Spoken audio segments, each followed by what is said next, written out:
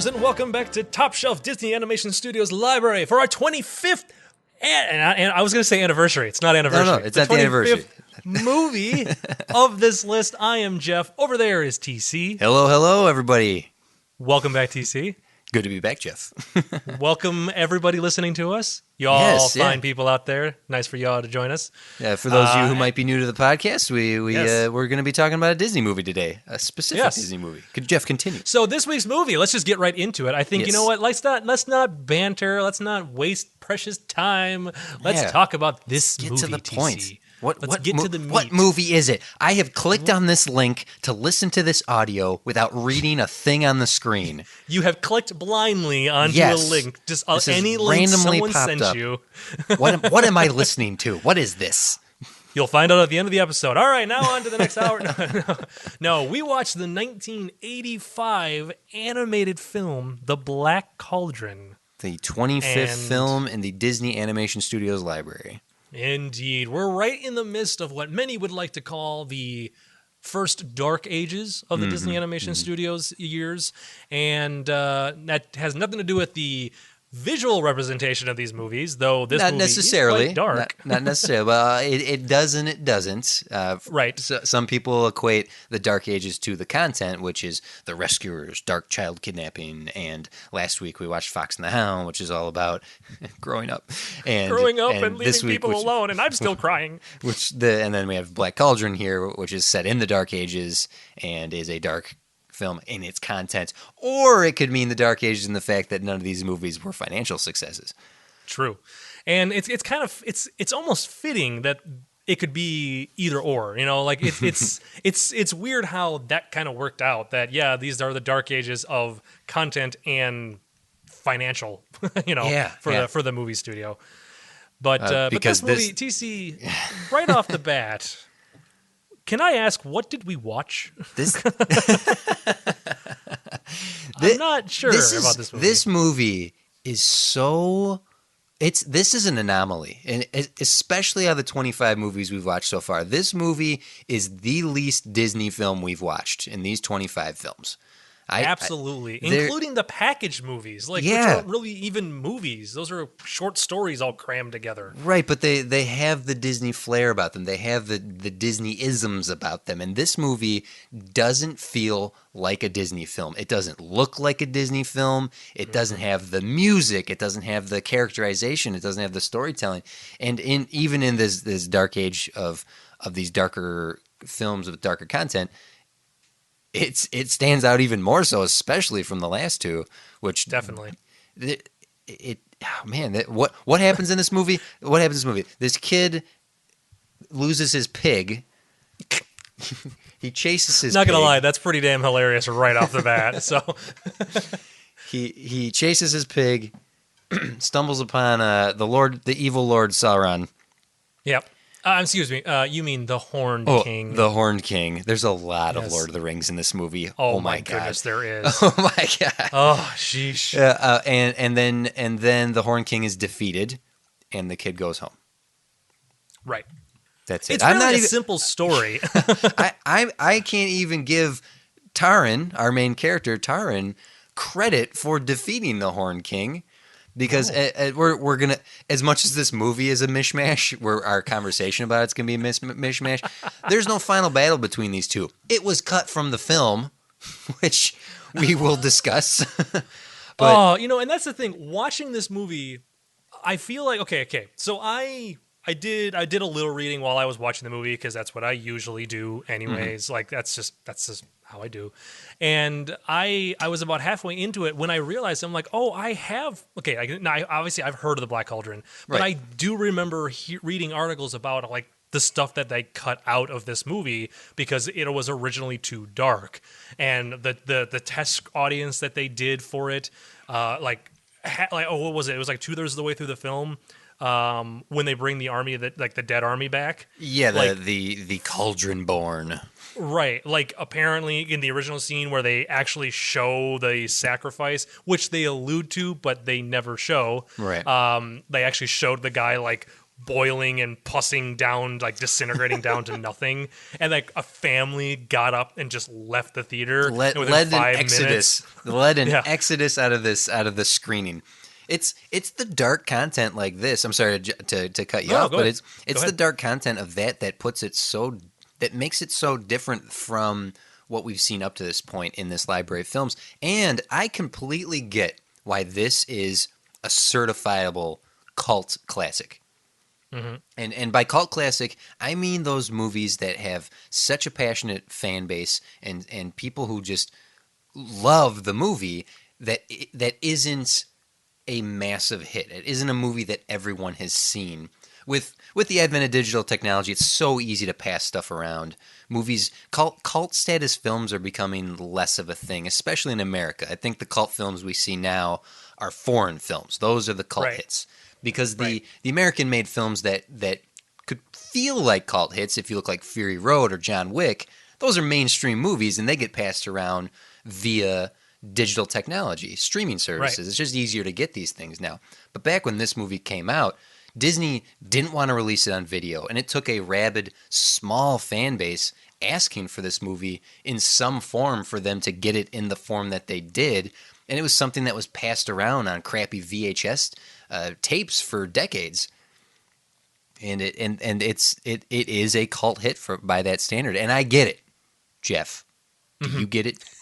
Do I Do you get it? Do you get why people like this movie? Like you, I do understand why, and I feel like it's there's a lot of I think it's like a combination of a lot of like the lore behind the making of the film, the Right. fact that there was stuff deleted, the fact that it's not a traditional Disney movie in the midst of more or less traditional Disney movies. You know, it was I see it. I get why it is a fan base. I'm a and I know this has been. I'm pretty sure we brought this up in the podcast. If we haven't, or if we have, please Oh, yeah. forgive me. I knew If this we haven't, watching please it. forgive me. But like I love cult movie. I love like a lot of 80s movies that I mean, I'm a fan of like the Monster Squad. I like the Monster Squad. It's a good cult film from the 87 actually. It just as the time we're recording it, it just reached 30 years. Its 30th Nice. anniversary. But like movies like that and stuff like, you know, technically The Goonies was technically a cult film for the longest time, and like Right. even The Predator was kind of a cult film for a little while, and like The Lost Boys and stuff. Like these are all movies that are very much so They're that kind of niche. like they're niche, and they don't they didn't have that wide release, or if they did, nobody went and saw them, and they all kind of fell apart. But Right. there's something about like those types of movies and like I said, the lore behind them, and just it appealing to only a small market. I get why people like this movie. I understand. Now, am Right. I amongst them? Jeff, you I don't will like say- fantasy. You don't like I fantasy. don't like fantasy. I didn't even consider that until we started watching it. That you had mentioned that during Sword in the Stone. That this Right. is just not your genre. This is not your It's area. just not my genre. Yeah. And like I and that's not to say that I wasn't intrigued by some of the ideas about it. Like I actually kind of liked the Horned King. I'm like, that's an interesting villain. Mm-hmm. That is it not who is it? Not is it Grayskull or who is it? Is from Master of the Universe? Skeletor from Skeletor. Ant- Is he Skeletor? Is that who he is? Does he does. become Skeletor? No, because he's got the dulcet tones of John Hurt, and not That's true. Skeletor. Ah, that's true. Dang nabbit. Okay, so he's not So wait, is the Horned King Skeletor's brother? Yes, Older brother. or at least using the same magic as Maleficent, because those dragons. Actually, Oh yeah, there's we'll, just dragons. we'll circle back to Sleeping Beauty. But though I get why people have a love for this movie, why that it has a cult status. I get that. The look of it and the ideas of it are there. This thing is ripe for potential to the point that I would 100% support a redux of this movie, not a reboot, a retry, like a second go of this, because Right. there is potential in this story. There's so many cool ideas, but they are executed so poorly and so just sporadically. How many characters are in this movie? Seriously, this has I know. got way too many sidekicks. And we're like halfway in the movie, and I'm like, oh, did they just introduce another one? Yeah, Like, okay, so every so we scene have, introduces a character. Not I'm every like, scene. I'm exaggerating, but it feels like it. but it feels like that because it's like, okay, so here's our here's our boy. Oh, and there's the old man. Oh, and there's the pig. All right, so the pig's a part of this. But okay, so now Gurgi showed up. Now Gurgi's okay. So Gurgi's the sidekick. Okay, I get it. Yep. Nope. Now there's the princess. Okay, Yeah, now Princess Elwyn. Elwyn. Yep. Okay, and we're like, oh, okay. Oh, and she's got her orb. She's got her Yep. Navi. Where the hell did that thing go, Jeff? We got to the fairy section. I went, wait a minute, where'd that orb go? She just pocketed and forgot she had it. Before introducing Elwyn, we have the Horn King and his little goblin sidekick. Right. We have and obviously all of his henchmen that are out there running around that we keep kind of coming back to. There's one in particular we see more, the one that keeps saying Pig Boy. Right. And then we have I don't remember the names of a lot of these guys by all means, but like then it's the old man minstrel character. Yes, yep. Was that Flutterflam? Flutterflam. Flutterflam. We're gonna call him Flutterflam. Which, not gonna lie, that's probably one of the best names I've seen a Disney movie come up with because it is so ridiculous. But it's so ridiculous that it comes back around to being legit. Yeah, it's not Disney because this is based on a book series. But you're also forgetting the sword, which is anthropomorphic, and you're forgetting the Fluorfram's harp, which also is alive or has some sort of sentience. Then you have the fairy folk. Oh my goodness! One of which is Tinker. I don't know if you noticed that. Tinkerbell's one of the fairies. Oh no, I didn't notice that.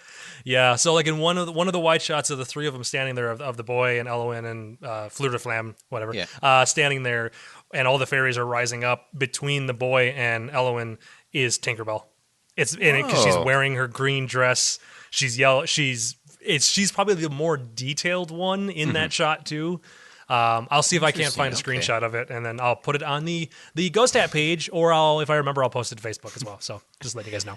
Oh, I actually have. It might actually be sitting in one of your guys' office at your job.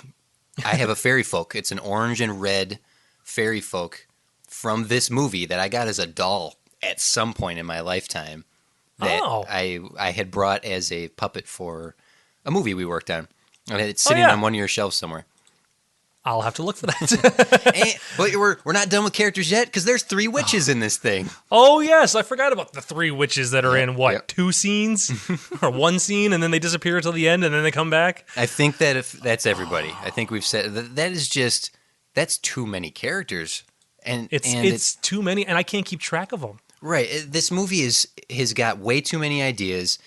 And even simplifying the ideas to take something like a fantasy adventure that this is, something that has source material, taking 2 of the 5 books and cramming it into one story and structuring it around the hero's quest. There's a call to adventure. He's longing for adventure like Luke Skywalker. He has his mentor, the crossroads, like all the hits of the hero's journey are here. But why do they hit them so poorly? Right. It's right. I actually think it's because Taran is an unlikable little. I don't like the kid. I was like, TC. We're keeping a G here. We're keeping it. Although this movie is G rated, it's PG rated. It's PG rated. Death, murder, blood. And that's one of the things, apparently doing my research, the reason why so much of it had been cut, not only because there was issues with some of the screenings, but was because it would have, at the time it came out, it would have gotten an R rating. Whoa, really? Originally, because this was right around the time that they created the PG-13. Oh, right. But it still hadn't yet been a PG, like it was just kind of new and it was just kind of starting out. Okay. So it would have been an R rating. So then they started cutting stuff. The PG-13 thing came out. They're like, well, we don't want it PG-13, because yes, obviously it's not R now. And so they kept cutting it to get the PG rating that it ultimately ended with. But prior, during the first pass, this would have been an R-rated Disney movie. Wow, that's amazing. Let's talk about this. We keep discussing how things have been cut and how that there was troubles with the screenings. Well, after the film had been moved out of post-production out of production into post-production, where they're doing the cleanups, they're doing the final touch-ups. Jeffrey Katzenberg was promoted to the head of animation of the Disney Animation Studios, sat down for a screening of this film, and hated it. This guy was furious at the quality of this film, and he demanded that they re-edit it, that they recut it. And I don't know if you're aware of this, Jeff. You can't re-edit an animated film. All you can do is make cuts to an animated film. Right. In a traditional sense of animation, what he was asking for was impossible, and his animation team said, "We can't do this." He's like, "You have to take 12 to 15 minutes out of this movie, 10 to 15 minutes out of this movie. Give me a new cut." And so Roy Disney and the animators, they did it. They cut about 6 minutes out of the movie, and they presented it to Katzenberg again, and he said, the movie ended. He's like, "Well, was that 10 minutes?" And they said, "No, we were only able to find 6 minutes worth of lines that didn't affect the plot or visuals that didn't affect the plot, create any plot." He's like, "No, I wanted 50. Give me the movie." And he locked himself in the editing room with the film and began to take a machete to it. They had to call Michael Eisner, the head of Disney, to tell him what was happening. And Eisner had to talk Katzenberg down from taking his knives to this movie and saying, like, "Hey man, there's different ways to go about this. Calm down." Okay. And they still managed to cut 11 minutes out of this movie and add some new animation to clean up some plot holes that were created and some visual hiccups in the process. But from the fact that the screenings were received so poorly from parents, from Katzenberg's meltdown about this film, the troubles they had just creating this, the fact that a movie, even as coherent as this movie exists, is kind of a miracle. Oh yes, absolutely. The only thing I can imagine is that I can't imagine how it got that far in production though, because obviously somebody had to be watching this progress and see like, well, is this too dark, guys? Like, is this too bad what we're doing, or is this right? Is this where Disney's going with this? I have some ideas, theories, if we want to put it in that section of things. I'm okay with that. So this came out in '85, right? Mm-hmm. And I think it was someone Wyatt on the comment section on the Facebook page mentioned how it was coming out of the fantasy boom that was the '60s into the late '70s, and this movie certainly would have fit better out of the '80s, probably in the '70s when the fantasy boom was happening. And I think that this movie was affected by Star Wars, and I think it was affected by the animation of other studios, because Don Bluth was developing his studio at this point. They are now competing with him. They're competing with Ralph Bakshi. The anime craze had just started to reach the United States with things like Astro Boy and Akira, and not just reach the States, but they're becoming into the more pop cultural awareness of different styles of animation. There's not just Disney and Hanna-Barbera. that there was more. There wasn't just Warner Brothers and these three. And Warner Brothers and Hanna-Barbera weren't even creating feature films. Disney was fighting in its own ring for a while, and these upstarts and these competitors were coming along, and they were now against the ropes. They didn't have Disney's Walt's guidance anymore. The old animators were getting out of touch. The new animators were trying to push the envelope further than people were comfortable with. I mean, Tim Burton worked on this, and his character designs were thrown out. If you guys listening want to see some really cool character design work that early Tim Burton did, you can Google his Black Cauldron stuff. There's a great special feature that's on the DVD of some of his designs that were rejected. And honestly, looking at where Tim Burton is now, he could have been more responsible for crafting a much better Black Cauldron than not current Tim Burton. Not current Tim Burton. Yes, please. Let's specify. Let's not do that. But the early years Tim Burton and his wicked sense of storytelling would have served a movie like this really well. But it just came in there's this changing of the guard and the changing of what the audiences wanted, and all that just accumulated into a movie that they were desperate to make a hit that wasn't for Disney. This was not a movie that I feel that era of Disney could make. I think Disney could make it now, Right. and in particular, and they'd get away with it. Yeah. Oh, yeah. Because here's the thing. I said earlier, I think that there's so much potential in this story and its content, and this could be, and take this in the light sense I mean it, that this could be something in the realm of a more family friendly Game of Thrones, Right. Right. or something that could capitalize on. No one has been able to capitalize on the success of Lord of the Rings, not even The Hobbit, right? Not even its own series could capitalize on itself. And Disney, they succeeded by fluke, as far as I'm concerned, with the Pirates of the Caribbean. They returned to swashbuckling adventure films with the first Pirates, The Curse of the Black Pearl. That movie is a fluke, but they managed to find success by being the swashbuckling adventure films. They tried to reclaim the westerns with Lone Ranger and failed miserably. They tried to get science fiction with John Carter of Mars and failed miserably. I think they could attempt and maybe fail, depending who was responsible, to try to capture swords and sorcery with a live action series of Black Cauldron films. I think So TC, it is funny that you mentioned that, because I don't know if you were aware of this, but March 13th of 2016, okay, Disney acquired the movie rights to the entire fantasy series.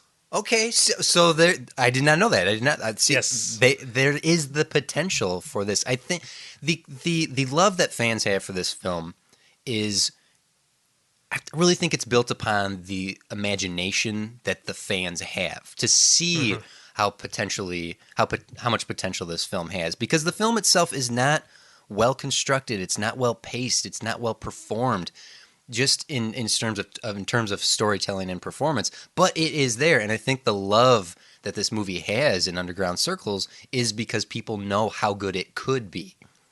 Right. And maybe that's like, now I'm trying to think, like, so why would Disney want to acquire the rights to them, this book series? Maybe that's mostly because, well, we have a movie that's based upon a couple of them. We want to be able to maintain some extra rights regarding our film and that. But there's also a part of me that sits there going, because as a creative type of myself, and you might experience some of the same stuff. I'm pretty sure you do, but I don't want to put words into your mouth. I am the type of person that if I were to look back at my body of work and I went, you know what, I did not do that. That did not work the way I wanted it to. Right. And the way I look at it, I'm like, it's kind of a black mark on the rest of my stuff, that I'm proud of the rest of the stuff, but this one I'm not. I will go back and I will find a way to rework that and remake that until it's perfect or it's better. Yeah. There's a part of me that in the back of my head, I'm wondering if Disney's not kind of doing it, because I feel like this is the movie out of all the ones we're going to watch. This is the one with the most notoriety for being the most non-Disney movie amongst the 50 some odd ones we're going to be watching. Yeah. And it's the one like everybody knows, everyone's heard of it. I can't say everyone's seen it. They're aware of it. But they're aware of the Black Cauldron, and some people might be like, "Oh yeah, that's the real dark one," or "I've never seen it, but I've heard it's weird and it's not a Disney movie," like something like that. And so it's there. It's not like Disney has completely hidden this movie. Right. They haven't managed to get rid of it, but they weren't ashamed of it like they were for Sleeping Beauty for so long. Right, which is so weird. Disney's so weird. I don't understand it. But I wouldn't be surprised if that's not what they're kind of doing, and they're looking at like, okay, let's, instead of making a sequel to stuff, why don't we reboot our own? Well, now with the whole love of making live action adaptations of their animated films, right? Maybe that's the direction they're going to go with this one, instead of it being mostly a frame by frame adaptation. It's going to be more of a let's start over. Let's just do something new. Yeah, because like this adaptation at its best, from book to screen as we see it, I at its best would put it with the Percy Jackson movies, which is not. Wow. I'm not. That's not a lot of praise. Yeah, and really, it's probably it really more is in line with Aragon, the dragon movie. Okay, but at its worst, in its weakest points, this adaptation is about as good as Shyamalan's The Last Airbender. Oh. And I'm sorry, I know people love this movies, but it's just when I look at it from the structure, when I look at it from the storytelling, it feels like a choose your own adventure book put to screen. It feels Yes. like a video game being played in front of me. The Well, the urgency doesn't feel real. The stakes don't feel real, and the character choices feel more like, would you like to choose push the pig over the moat or jump yourself? I will Right. push the pig over the moat. You have been caught. Turn to page 7. Right. Well, and it's funny that you made that comment because while I was watching this movie, all I ever thought about, I kept watching and going, this looks like Dragon's Lair. Yes. Oh, yes. This looks like the Dragon's Lair. Like it's the same like animation style and character designs and the lighting effects and the anime, like just what like the motion of the characters. I'm like, this looks like the Dragon's Lair game. So it's funny that you bring up that it felt like a video game to you because I'm like, it looks like a video game done by Don Bluth. Yeah, and Don Bluth had done Dragon's Lair Yep. released 2 years before this. Yep. And it goes back to what I was saying, competing with him, that he took that animation team that he took and started forming Don Bluth Studios. He made his mark by affecting how Disney approaches their film. I really do think that. And see, I feel like this movie is more suited to be a film by Don Bluth. This seems like it almost like if you didn't tell me this was a Disney movie, that would have been my next guess. Oh yeah, Was that yeah. it was done by Don, and then it must have been done by that guy, like done by Don Bluth, because it looks like something. It looks like one of his movies. It looks like his animation, his character design, all that stuff. Yeah, And that would have been my next guess. Disney missed. There's so many missed opportunities in this, and they tried weird things that I don't feel. I kept waiting for them to break out into song. This movie has Yes. zero singing. There's no singing in this film. There's not even a singing song with- during the closing credits. No, which I was actually like getting excited. I'm like, okay, well, what's the end song gonna be? And then nothing happened. I went, oh, okay. Yeah, It was and- scored by Elmer Bernstein though, and known for classics such Right. as Ghostbusters and stuff like that. That's right. Oh yeah, that's right. I'm literally looking at a Ghostbusters poster right now, and there's his name. Yes, right there, same composer. So like that, which was kind of weird because now obviously I can't speak because there was a lot of composers and musicians that had worked on the previous Disney films, but this is the first one that I got to, and I went, oh, Elmer Bernstein composed this. You recognize wow! him. Like I recognized. I went, oh, I know who that is. I know that composer, and it was kind of that in my head, it was the first realization of, oh yeah, there's actual. This is going to sound bad. There's actual movie composers working on these movies now. Yeah. And I'm not saying that there wasn't before. Everybody just, You're what just I recognizing mean. it. You're just recognizing it. Now. It was a more modern, and that's kind of when I realized like we're in my era of movies. That was like, oh yeah, it's a composer I know that did a ton of movies that I watched growing up. Yeah. And little things like that. So The composition and the score in this actually is quite good, and strangely enough, and I can't say this for certain, but based on just skimming through some sites, just trying to find information about this, there's more releases of the score of this film than the movie itself. I'm not surprised. So there was actually an Oscar win for this film. Oh. A new animation technique was created for this film, and it was Oh, only yes. used once for this film because of the advent of computer technology, which there was computer technology used in this film to create the bubbles when he's given the pig the bath and the castle itself, and this new oh shoot, I had the information in front of me here. Apt is what it's called. Apt. And Yep. and it was You're doing a way to The bypass the animation photo transfer. Sorry, I just looked at Oh, there you go. Yep, sorry. It was Continue. a way to bypass inking the cells that you didn't have to ink the cells. You could go directly from pencil to paint to screen, and it sped up the process. For good or ill, because another thing that Katzenberg was guilty of here, and Eisner himself, was that they wanted to stop spending so much time and money and effort on these films. They just wanted to get them out. Mm-hmm. They just wanted to have finished product that they could put out there and move on to the next thing. Now, if that sounds like a method of just making money and not exactly creating art, it might not surprise you to learn that Jeffrey Katzenberg is the guy who created DreamWorks Animation, which I think would be guilty of churning out movies regardless of its quality. Oh yeah. Absolutely. I'm looking at all the Shrek films and ants. Yep. Anyways. So Katzenberg actually led the second exodus of Disney animators to create the DreamWorks Animation Studios in a few movies. We'll get there down the road a little bit. But this we keep talking about the love of this film and they wanted to return to Sleeping Beauty's styles. If you look at Eowyn, she's wearing Aurora's outfit. Yeah. And that's what I kept thinking the entire time I was watching it. I'm like, why did they make her look like that? Let's talk about her, to tell you the truth. I really liked Eowyn. I don't necessarily like her vocal performance. There's something a little too cutesy girly about her. But I like the idea that she's not at first, at least, a prize for Taran to win. She's the brain of the operation. She's the reason they escaped his captivity. That guy just fumbles through the entire movie. She's a neat character, and unfortunately for her, I guess as this non-existing entity, she's the only Disney princess to not get Disney princess status. There are non-Disney princesses who have that crown, and she doesn't.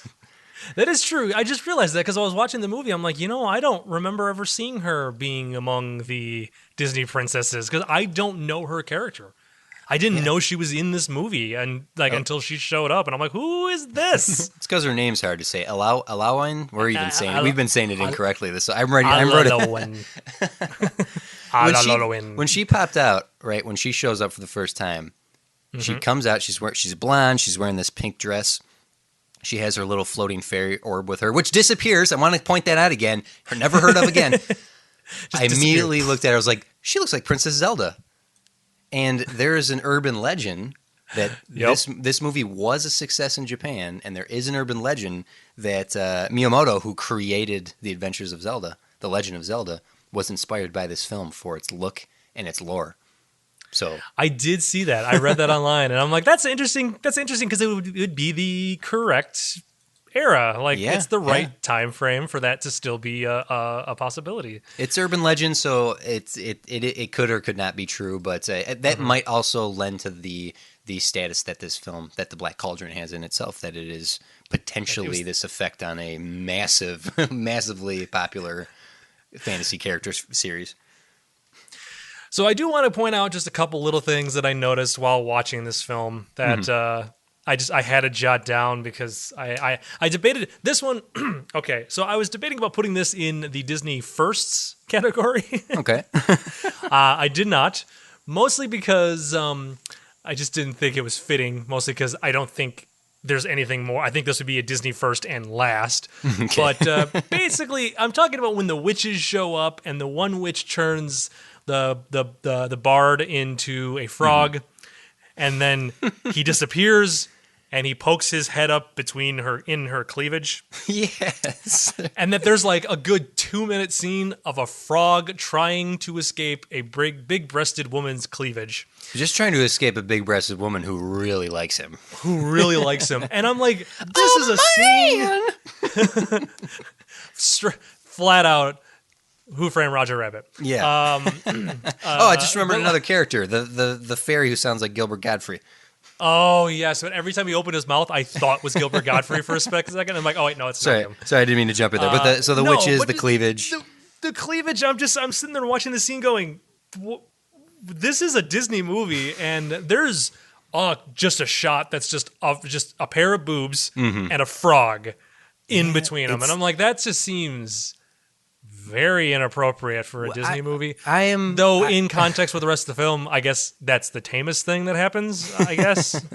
I'm all for Disney taking new chances and going in new directions. And a lot of the successes that they did have over the course of the 25 films we've watched so far were because they took risks on ideas.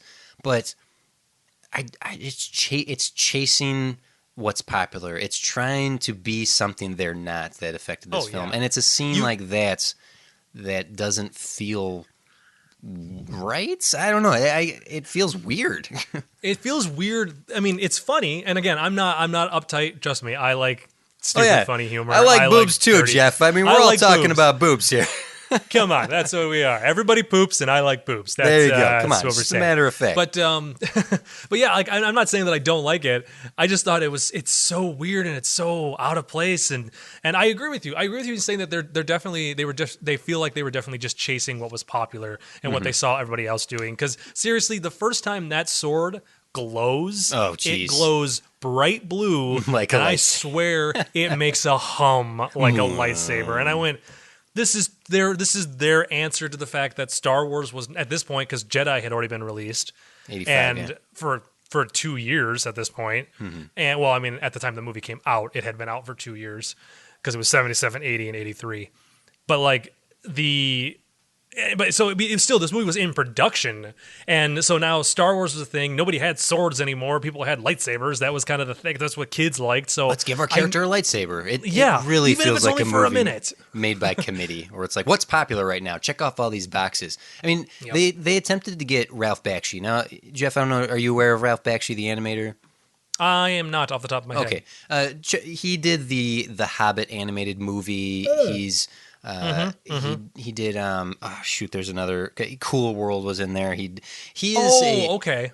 I know of his work. He did a fantasy movie previous to this. They actually wanted Bakshi to come into Disney to try to head this film, Black Cauldron, and he said no. He's like, Disney doesn't want me. You don't want me. I'm a little too edgy for your taste. And Bakshi is.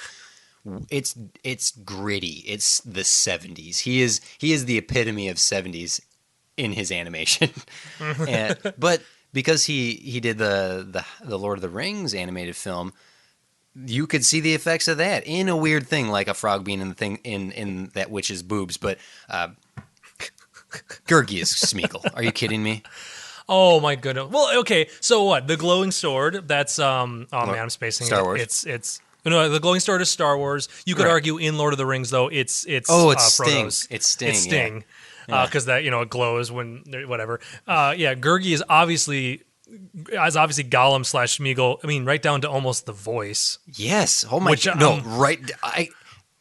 Did Andy Serkis rip off this movie? Because that's what I'm wondering. The Smeagol from Bakshi's animated film doesn't sound like the Smeagol that we know from the Peter Jackson Lord of the Rings, but Gurgi sounds like Andy Serkis. He's like, "Oh, master, okay, yes, where's my munchies and crunchies?" Like it's yes. I couldn't believe it. I'm watching this this is a weird distortion of time and space because I know this is not ripping off Andy Serkis, but it feels like it is. Right. Yeah, but going back to what you were saying in the beginning and just now, it's so much a ripoff of Lord of the Rings. The fact that Gurgi sacrifices himself or jumps into the boiling level area below to cease the evil. Even the call to adventure that Taran gets with the packing up of his stuff and sent out the door. Keep the pig secret. Keep the pig safe. Come on. Right. I mean, exactly. Yeah. Oh man. And actually, I'm not gonna lie. I think I looked down for like 2 minutes and I got confused, and I went back after I was done watching the movie and I read the full synopsis just to realize what I had missed. But the pig was so important for the first 2/3 of the film, and then yeah, it's just like, oh, the pig's just gonna take himself home, and then that's it. Wait, but. Well, good luck. But what? Like, why? He was so important, and now he's just nope. We don't see him again until the very end. Yeah. It just felt like a weird twist there, and I know we've been razzing on this movie by all means. Like it was a lot of we've been doing like a lot of negative stuff about this film, but just I don't know. I will say this. I will say here, like I'll say a good thing about this movie. Please. Whenever there was lighting, like extra lighting on a character's face or body, or the shadows of those individuals, that was done fantastic. Yeah. For example, when the Princess Aurora #2, when she shows up with her one-time glowing orb, and it's where'd it go? It's like, where'd it go? It's gone. We need a T-shirt that says that. But like where it's like flying around. I don't know the guy's name. Main guy, Rat Boy. Taran, thank you. Well, it's like flying around him in the cave. It's casting obviously it's casting a shadow against the wall behind him of his shadow. And it's like, that is spot on animation of a shadow. Yeah, for 1985. Like it looks like a real shadow. there's some really good technique in this film. And you're right, we have been giving this movie a lot of grief. I wonder if the 11 minutes that were cut from this film could help smooth out the bumps along the way. But I don't know. There's so many characters in this. But the techniques used in this, the animation techniques used in this are, the guy won an Oscar for how this thing was transferred to screen. So we're not in the wrong place to be crediting it for that. And the Horn King is a great addition to our Wizard's Duel, because that guy is creepy as hell. He's creepy. Now he did have he's got some magic, right? Some power to him. Yeah, I would assume so. I mean, he's a living skeleton. There's got to be some. But you make a fair point. I don't remember ever seeing him use any magic. Does he not go in the Wizard's Duel? It's a question, because I feel like he should. But... Visually, he's a very cool looking character, and voiced by John Hurt, the legend that is John Hurt, is pretty awesome. When that credit, again, because I'd never seen this movie, when his credit came up in the opening credits. Or not the opening credits, but when it came up, I looked him up on IMDb and I went, "That's John Hurt." What? And I got immediately more excited about this film because I had no idea he did a voice in a Disney movie, not from this era. He's cool. I like his performance. I like his design. I like the look of him. You're right with the lighting and the shadows. There's a lot of really, really good looking stuff in there, and I do like him as a character. I like Gurgi as a character. I wish that he was utilized a little differently, because he really everybody is used just for the single purpose they need to be used for in a scene, and his sacrifice there's a neat idea there, and I like what they did with Gurgi. It's just he's in the middle of too many characters. I don't think the minstrel was worth even existing in this film. I know he's in the book, but adaptation, man. Well, see, and that's what it felt like. That if I had not known this movie was based on books, I would have told you then it was just heavily influenced by these fantasy books, because while I don't like them, I know enough about a lot of them to know that a lot of these types of fantasy books and stories were generally a large cast of characters. Right. There's 30 plus characters in the book series. Right. So it's like, okay, that's something that they brought over, which I feel like works better in a book format as compared to in an actual film format. It's not as necessary to have that many characters in an adaptation when you only have 90 minutes you're working with. Yeah, I'm actually, come to think of it, I wonder if Disney would utilize and this might date our cast by mentioning it, but they're going to have a streaming service in the next couple of years. Could this be a series as opposed to a movie series? See, and I think it would work a lot better. Basically, it's Disney's Game of Thrones. Right. Like I said earlier, you could create a family-friendly Game of Thrones out of this. Right. And I think it would work better as a series where we can have time to get to know these individuals, get to know the world that they're in, and grow to love or hate them, not just cram all this in. Because I feel like the Horn King just wasn't utilized nearly as much as he could have been. I would have loved to have seen more with him. We've had someone previously that we liked the design of a character that wasn't used well. I can't remember which movie it was. Someone can remind me in the comment section. But he's a good-looking character, but he doesn't do much. But I think you could say that about a lot of characters in here. Yes, true. Very true. Let's see what else if I have here. I know I've been razzing Taran as a dumb character, but just because he's fumbling through everything. And it's unfortunate because he starts out in this very whiny, just, I want to be on an adventure. A song would have been perfect there to develop him as a human being. He's just underdeveloped, and again, it's just this whole film is so ripe with potential. I don't feel was successfully utilized. Unfortunately, I feel like it, and this is not unfortunately, but fortunately, I guess it takes movies like this, experiences like this, for individuals or for like Disney to learn. Sometimes you have to have a massive bomb in order to go, okay, what didn't work? And what did work? Caused that? And what did work in it? The advent of computer technology in this really thrilled a bunch of the animators that they then quickly brought over to The Great Mouse Detective to to capitalize on the use of this new computer technology for animation, Right.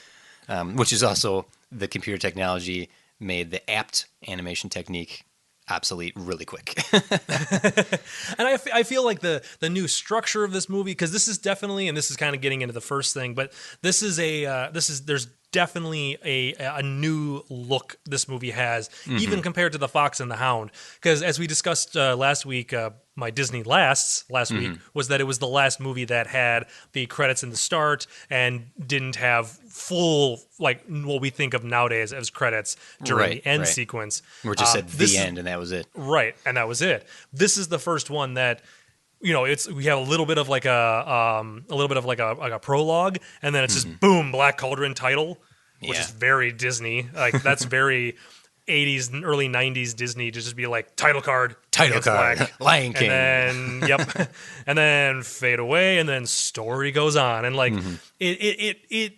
Because my first note I wrote down, my second note I wrote down, I'll tell you my first one in a minute. My two all caps sentences that I wrote for this week's notes. What do you got there?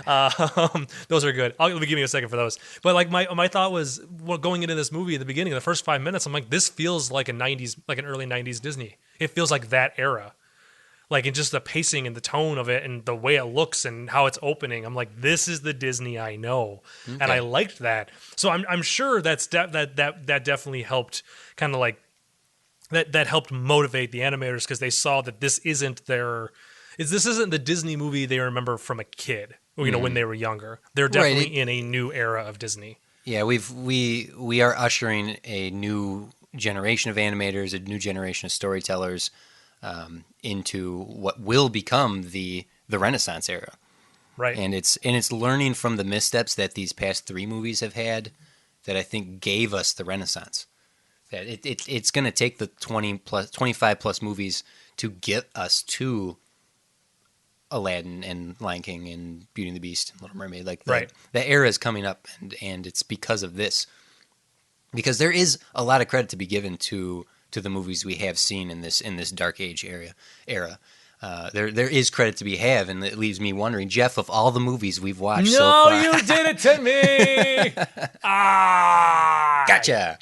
Of all the movies we've watched this far. So for those who may not, and I'm going to give you a preamble so you can think. So those of you who may not be aware, if this is your first listening to an episode, what we've been doing is we've been watching this library of films in chunks of 10 and ranking the movies 1 through 10. Lists are fun, right? Everyone likes a good list. Loves lists. We just couldn't feasibly bring ourselves to make a list of 56 films because that would be quite the task. So what we have done is breaking them into 10s. We are currently in our third chunk of 10. This is movie number 25. Correct. So that gives us what we've watched in this era was Winnie the Pooh, The Rescuers, Fox and the Hound, and now The Black Cauldron. Yes. Jeff, where do you place this film? So I had finished the movie, and as per Robin Hood. Robin Hood was also in there. Sorry. Robin Hood was in there. I finished this movie, and I did what I usually do. I generally will put down a ranking right off the bat. Mm-hmm. Just your instinct. Just my instinct. I'm like, this is because the way I look at it, that is more often than not, that is my true feeling about a film. Mm-hmm. Because in regards to whether or not it was bad or good, I should say. I guess so. Yeah, it's my true feeling. Just your knee-jerk response. My knee-jerk response. But I always write that down and I let it sit. And then I usually come back to it the next day, so like today, and I kind of think about it for a little bit, and I'm like, well, does it really rank, or does it really deserve that ranking or not? And I did some thinking about this one. Mm-hmm. And my number did not change. Okay. It's going to make some people upset, maybe? Question mark? Okay, I'm still curious. It's your number one. I can't believe it, Jeff. What have you done? It beat out Beauty and the Beast. This last 45 minutes was all a ruse. Okay. What do we got? No, I am actually putting this movie, I'm putting it at my number 4. Really? Okay. Because as cool as it looked, and as all like the stuff that it brought to the table for what will eventually become the Disney movies that I loved and I grew up on, and all that, because it's a fantasy film, mm-hmm. It goes down by my Robin Hood. Wow. So, oh yeah, that I didn't process that Robin Hood does kind of fall into that genre that you're not in love with. So that makes a lot of sense. Exactly. So you're putting And it above Robin Hood? above Robin Hood because between, and this is what I had to think about, because between the two of them, I would watch this movie first Wow. All right. if given the chance. Just because, again, it's mostly because of I just don't care for this. I don't care for these types of stories. Lord of the Rings was a fluke. I did not mind. I don't mind those movies. I enjoy those movies because they're kind of a fun, actiony. And I like the visuals to them, and that's what I like about the Lord of the Rings. But the Lord of the Rings were a big that's a big asterisk of this is an exception. These are, but I can't read the books. I cannot read the Lord of the Rings books. Not many people can, Jeff. Let's be fair. Not many people can. So what does that make your rank then? So my ranking then is The Fox and the Hound is number 1. Mm-hmm. The Many Adventures of Winnie the Pooh is number 2. Mm-hmm. The Rescuers are number 3. Black Cauldron's number 4, and Robin Hood's number 5. Number 5. Wow, this is interesting. This really is telling of our tastes in this era more than the previous 2, the previous 10 that we've watched. Because I'm going to place Black Cauldron at number 5. This is my bottom movie right now. Oh, really? And it's in that same realm that you had just stated, where it's would I watch one over the other? And though I didn't love The Rescuers, there is a charm to Bob, my affection for Bob Newhart. There's a charm in Miss Bianca, portrayed perfectly by Miss Gabor. Yes. And all I watch with Black Cauldron, all I see when I watch Black Cauldron is the potential and what I would hope they would try differently, what I wish they had done differently. And and that puts it at the bottom. It's there's still some neat stuff in here, but it really is that potential that puts it above other films in maybe other conversations. But right now, I'm gonna put it at the bottom there. And yeah, depending on, well, actually, I know what's coming up, so that may or may not stay. But at this point, I just feel like it's the weakest movie we've watched because of all the missteps in its production and in its execution. That's just me, right? And that's a very good, fair point, because that's a lot of my problems with the movie is because I don't like, as we've talked about, I don't like all the extra characters that we really didn't need in the 90-minute movie. We could have condensed those. They could have been just a little more, trim some of the extra fat. It's a lot of those same things, and the technology is there, but it's just all about the story. And I really would have loved to have seen. Now I know somebody on YouTube has kind of more or less recreated, quote unquote, the one deleted scene of the guy being sacrificed, because there has been some cells, like animation cells, released from that sequence. Which showed up online. Just do a Google search and you can find them. But the guy's recreation of it, he obviously did what he could, which is he took the movie and he cut in where the animation cells were supposed to go and kind of recreated that moment. But still, it's just, I would love to have known whether those deleted scenes would have made this movie better. I would love a restoration. I would love to see a restoration of this film, because there are some lines that could use some real cleaning up. The background to the cell animation is a little rough in spots. I think, well, I've said it too many times at this point. This is ripe for a reboot or doing it again. So I fully support that. And I love your idea that maybe the Disney streaming service would be a flagship. Because what better way than to try to sacrifice? Instead of risking it with another movie, let's put it into a series. Let's put it into a television show for a little while. And since seems to be working for a lot of properties that didn't work as movies and now are TV or web series or TV shows on streaming services. Yeah, there's not a desire for film fantasy. Mm-hmm. There's just not. No. The Lord of the Rings was the end of that. And Harry Potter would be the end of that as well. I don't think that anyone has come along and figured out how to capture the success of either of those two film franchises in cinema. When you have something like Game of Thrones doing what it's doing on TV, I mean, we were criticizing Disney for chasing trends, but it just TV is in a place right now where you can tell more complex stories, and Black Cauldron itself has some complexity to it that would benefit from that. So whether it's a restoration and adding in those scenes or going one step further and redoing this in its entirety, I'm behind it, Jeff. Make it happen. Make it happen. It's my turn. Do do it. I have to Make it happen. I'm okay, guys. I have to be back. I have to go produce an entire web series. I'm working on my own thing. Jeez. But I have things. I have things I work on too. Well, I'm curious, Jeff. Would you play this for kids? Is this a movie that you would play for kids? Absolutely not.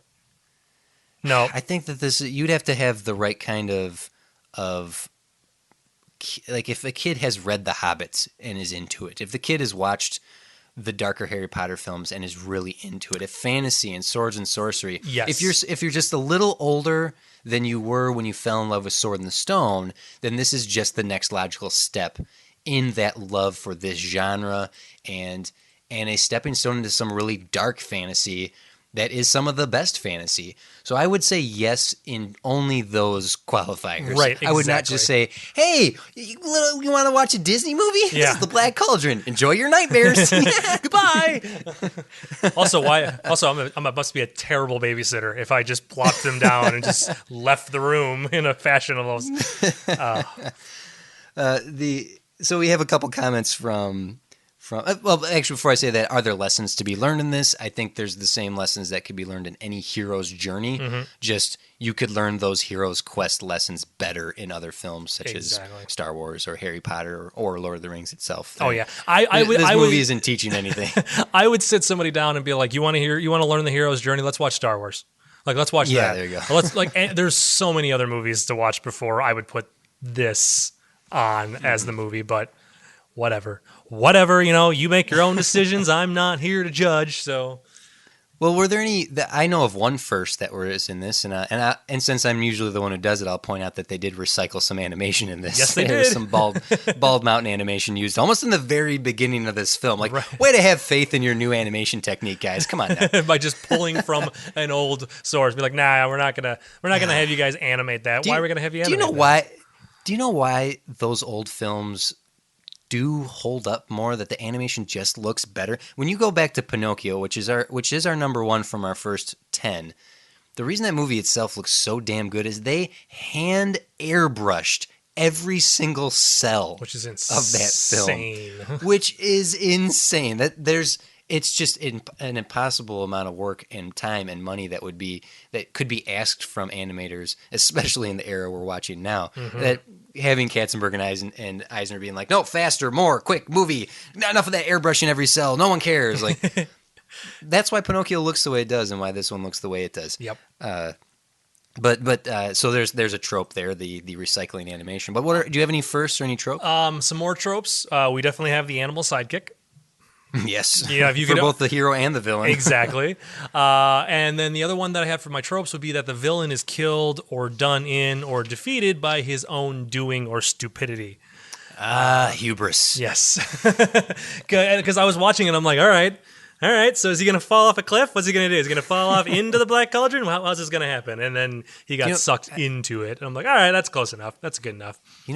As much as John Hurt's voice was great for this character, and I might just be thinking of a Don Bluth movie and it's just not striking me right now, don't you feel like Christopher Lloyd would have been perfect for the voice of the bad guy? Oh, yes. Because I always must be thinking of something else. Are you thinking of DuckTales, Treasure of the Lost Lamp?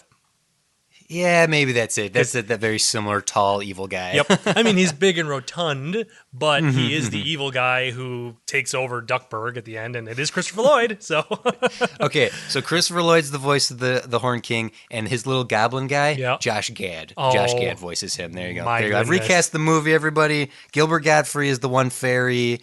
Let's get Kristen Bell to do another princess voice. Who's with me? You know what? This is an interesting concept that we need to start doing more often. TC, let's recasting.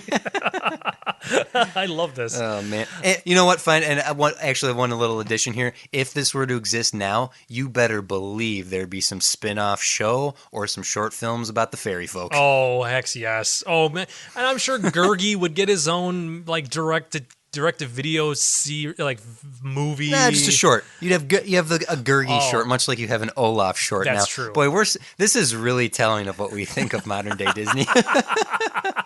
What? I don't think we like it. I'm just confused. What other tropes? Were there any? So that was the only tropes I had. We've already talked about. I wrote down 3 first, but we've already mentioned 2 of the 3. One of them being the APT process instead of the Xerox approach. Right, yeah. The other one, number 2, being that there's an actual end credits complete with music, not a song, but complete with music and normal credits.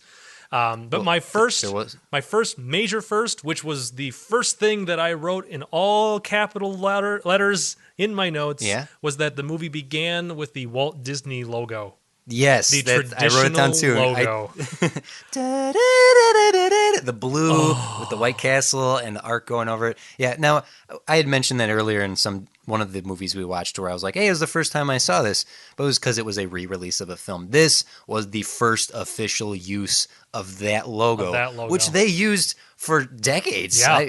Do you know the first movie that used the CG one they use now? Is that I thought that was like Pirates of the Caribbean. Yeah, it was one of the Pirates of the Caribbean movies. I actually wondered if you knew which one it was. I thought it was Dead Man's Chest. Okay. If I recall correctly. That Disney logo, wow, that's my childhood right there. That's the thing. When that came on, I'm not gonna lie, I got goosebumps because it just went, oh my goodness, I'm a kid. Like this is my child. Yeah, the nostalgia just rushed back inside of me, and I hadn't realized how ingrained that logo and that little music piece is in my head. Yeah, that is in my threads, in my core. TC, I would defy your core. It's your very being. That is childhood. That is so much of my childhood, just in the 15 seconds it exists on the screen. But you know what? I'm curious to hear what the fans have to say, what the listeners have to say. For those of you who are listening, and head on over to facebook.com/topshelfpod. You'll see our posts for the films before we record, and you'll also find the postings when the films go up to get your reactions to the film itself, or what we have to say, and maybe you have a rebuttal for some comment we made, or you want us to elaborate on something, which I've had some fun conversations with in private messages and in the thread as well, of people who were like, "Hey, what did you mean by this?" or "Did you consider this?" And oftentimes we do consider it. It's just after we're done recording, and so it's fun to get in there and continue talking about the movies after the fact. Yes. And you can also tweet at Jeff at Random Bell, or you can tweet at me at TC's Big Head. And I do have a couple comments today, if you don't mind me diving in here, Jeff. Oh, please do. Please do. All right, cool. So first I have a tweet from Candace, who asks if we think the old man at the beginning orchestrated the entire adventure to shut Taran up. So yes. Was this all just a fabricated adventure to send this kid? And you know what? This is not the most unrealistic idea, because this kid fumbles and lucks his way through the entire film, that I could see a version of this done where he is a complete incompetent fool who is just, I got a sword now, guys, I'm a knight, and everyone else has to placate him, and it's like The Game, but but he's a dummy.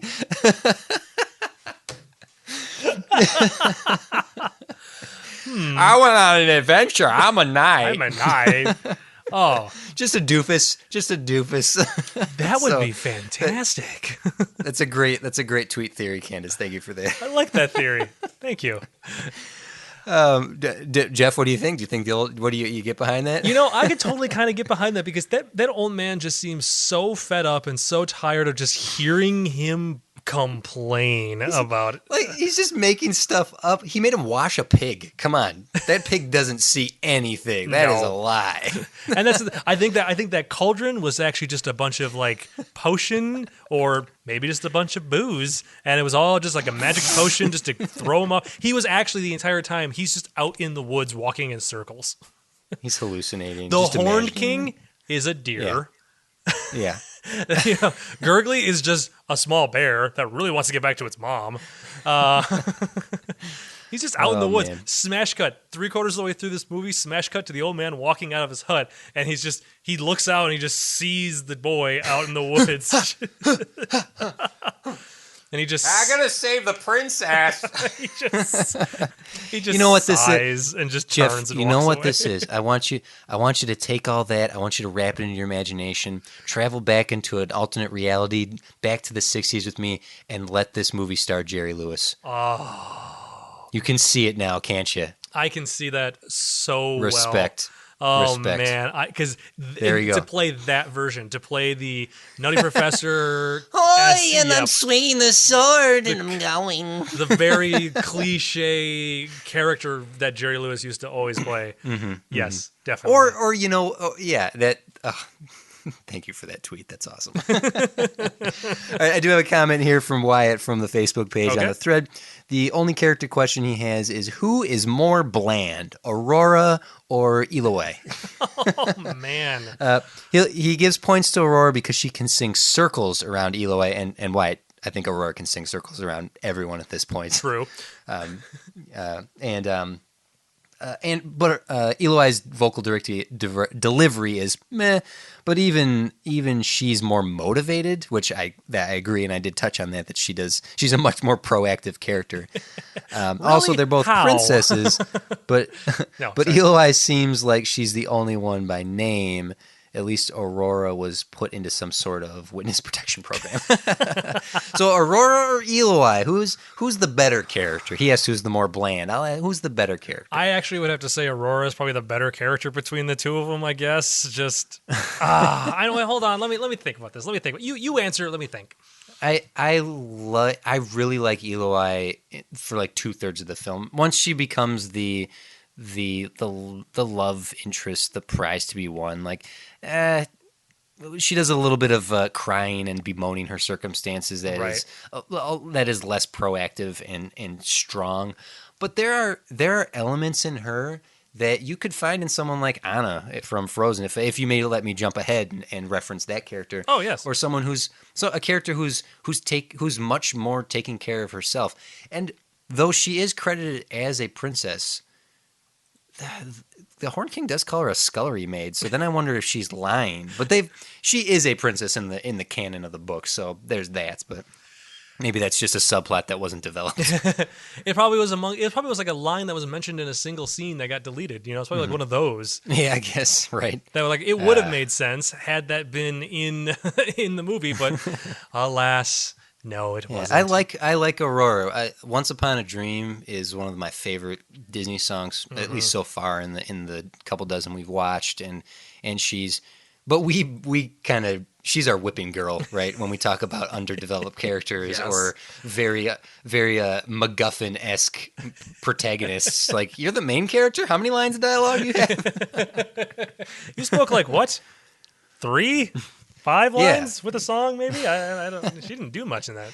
You and Dumbo, you probably hang out. Yeah. This is just very quiet, playing Scrabble. Just good one, yeah. And that's it. So what about you? What's is the better character for you? Aurora? I do. I just between the two of them, I do like Aurora more because, and it just comes down to the fact that I feel like Elowin, Alanowin, Ellie, whatever her name is. Yeah, her woman, Girl. kind of girl princess from this movie.